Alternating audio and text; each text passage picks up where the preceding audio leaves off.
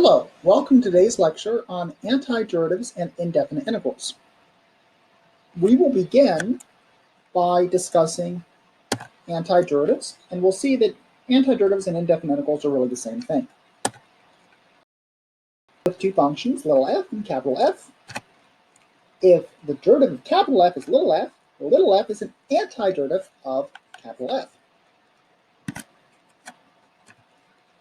If f prime is 0, then f is a constant. So this is something that I didn't really discuss this earlier, but it is an important concept in calculus. If you notice that we noticed when we differentiated a constant, what we got is 0, but the converse is also true. If the derivative of f is 0, that means the slope of the tangent line is always 0, so we have a horizontal line. And of course, a horizontal line, as I'm drawing here, is just a constant.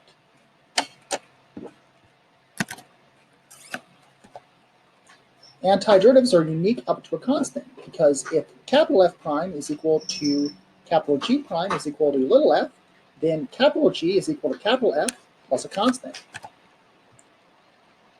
Capital F is equal to x squared. That means capital F prime is 2x. So that means that capital F is an antiderivative of 2x. Now that was just an antiderivative.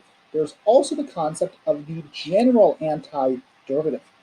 The general antiderivative of a function is the family of all functions whose derivative is little f. Now, how do we write a family? A family is written by an antiderivative, capital F of x, plus a constant. C is an arbitrary constant. It can be any number, any real number, and capital F is just an antiderivative. Usually this antiderivative does not include terms. Another notation for the general, and notice we use the word the here because the means there's one specific family of functions as opposed to the multiple antiderivatives. Integral, this symbol here is called an integral. And it's the indefinite integral because there's not a lower bound or an upper bound. If there was a lower bound and upper bound, you'll see that later in chapter 5, it's going to be called definite integral. Here's an example. Capital F of x is x squared plus c. So what do we just do? We just added on this constant to the antiderivative for 2x. We saw before in the previous slide that the antiderivative of 2x was x squared, and we just added on the constant c. That means the antiderivative of the indefinite integral of 2x is x squared plus the constant. It's a family of functions. If we were to draw it, it would just look like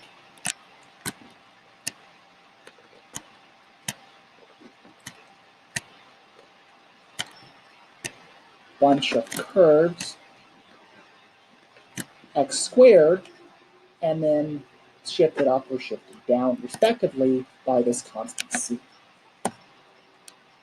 Here are important anti-differentiation formulas. There are more. You can look up the table in the back of your textbook, but we'll go over the important ones for your assignment on WebAssign.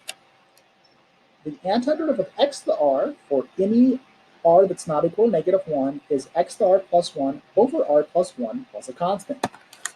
The general antiderivative of 1 over x is ln of the absolute value of x plus c. This means, notice this function, ln of absolute value of x, is defined for all x that's not equal to 0. The antiderivative of e to the kx is 1 over k times e to the x plus a constant. The antiderivative of cosine is sine plus a constant. The antiderivative of sine is negative cosine from the constant, and that's just, all we're doing is just, well, we saw before, the derivative of cosine was minus sine, so derivative of minus cosine is negative sine, we get sine.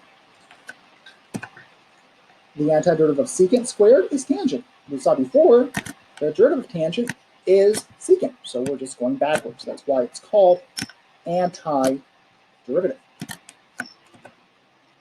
The antiderivative of 1, this really is the same as x to the 0 power, and notice 0 to the 0, x to the 0 power, x to the 0 power plus 1 is x to the first power, which is x. So this really here should be x to the 1 over 1. And then we're adding a constant. And we saw before, antiderivative of 0 is a constant. This is important special case.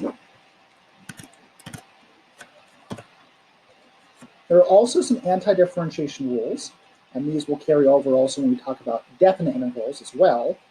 The antiderivative or indefinite integral of the sum of two functions is the sum of the two integrals, or the sum of the two antiderivatives.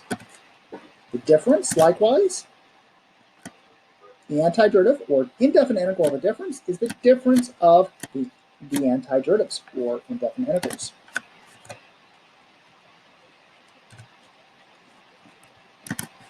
If we multiply what's in here is called the integrand by a constant. If we multiply the function that we're anti-differentiating or integrating by a constant, we can just pull this constant out. So this is pulled out of the integral symbol. And why is this important? Well, what it means, if you notice, this is very similar to rules for differentiation because it's just anti-differentiation. So this means, like derivatives, antiderivatives can be computed term by term.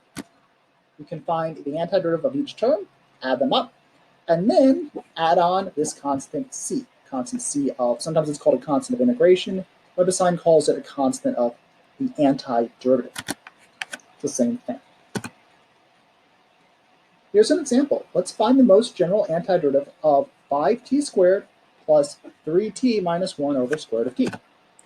First step, rewrite the fraction by dividing each term by square root of t. T squared over root t plus t over square root of t minus 1 over square root of t. So this should have been, a 5 here and a 3 here. We apply the laws of exponents and find an antiderivative of each term. So we start with this term, should have been 5 here. 5t squared over root t. 5t squared over t to the 1/2 power is 5t to the t squared minus 1/2. That's 5 to the t times t to the 3/2. Antiderivative of 5t to the 3/2, well, we just pull out this 5 here. We pull out the 5, and what we're left with is t to the 3/2 plus 1 over 3/2 plus 1. 3/2 plus 1 is 5/2. Divide by 5/2, we get 5 over 5 is 1. We're left with the reciprocal of 1/2, which is 2. So we get 2 times t to the 5/2. Next term is, this should have been a 3 here. 3t is over square root of t is the same as 3t to the first over t to the 1/2. Subtract the exponents, laws of exponents. We get 1 minus 1/2 is 1/2, so it's 3t to the 1/2. And antiderivative of 3t to the 1/2 is t to the 1/2 plus 1 over 1/2 plus 1, which is 3 times t to the 3/2 over 3/2, so it's the same as 2 times t to the 3/2. Finally, our last term is 1 over root t. That's 1 over t to the 1/2, t to the minus 1/2.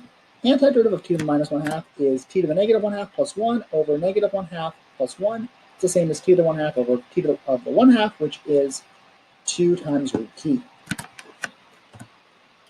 Add up all terms and add c to find the most general antiderivative. 5t squared over root t plus 3t over root t minus 1. First antiderivative is 2t to the 5/2 plus 2t to the 3/2 minus 2 square root of t. So an antiderivative of each term, and then we add on this constant of integration c, or antiderivative constant. There you have it. There's how we calculated the most general antiderivative. And we're going to have a problem on WebAssign that's very similar to this. It will ask you, what is the most general antiderivative of a given function? Next example, and this is similar to another problem you have in WebAssign. Find the most general antiderivative of a function, which is 2 times secant squared of theta plus 5 sine of theta minus cosine of minus 3 times cosine of theta. Here, all the terms are trig functions. Let's find an antiderivative of each term. 2 tangent theta is an antiderivative of 2 secant squared theta. So again, notice the antiderivative of secant squared theta is tangent. We just pulled out the 2. Likewise, minus cosine theta is the antiderivative of sine theta. We just pulled out 5. So the antiderivative or antiderivative of negative 5 cosine theta is 5 sine theta.